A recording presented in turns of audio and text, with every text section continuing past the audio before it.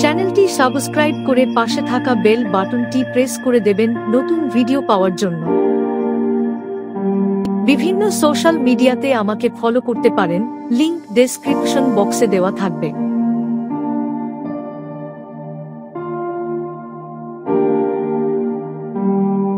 ভারতীয় সংবিধানের 8 নম্বর ধারা article 8 of the Indian constitution বিদেশে বসবাসকারী ভারতীয়দের নাগরিকত্ব সংক্রান্ত বিষয়ে কথা বলে।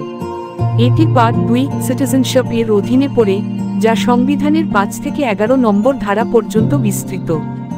8 নম্বর ধারা ভারতীয় বংশোদ্ভূত ব্যক্তিদের নাগরিকত্ব।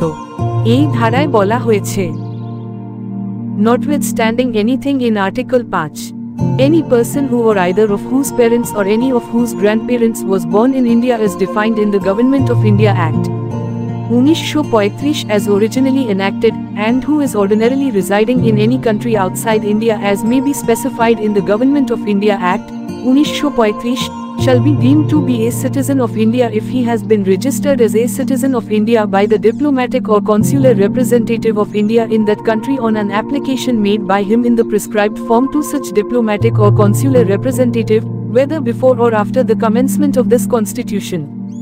সরল বাংলায় ব্যাখ্যা। 1. যারা বিদেশে থাকেন কিন্তু যাদের পূর্বপুরুষ পিতা, মাতা বা দাদা ব্রিটিশ ভারতের অন্তর্গত ছিলেন। 2.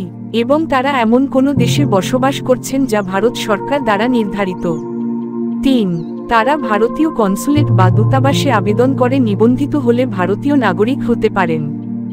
মূল উদ্দেশ্য, এই ধারার লক্ষ্য ছিল এমন ভারতীয় বংশোদ্ভূত ব্যক্তিদের নাগরিকত্ব নিশ্চিত করা, যারা স্বাধীনতা পূর্ব সময়ে বা স্বাধীনতার পরে ভারতে না থেকে বিদেশে বাস করছিলেন, কিন্তু যাদের শিকড় ভারতেই ছিল।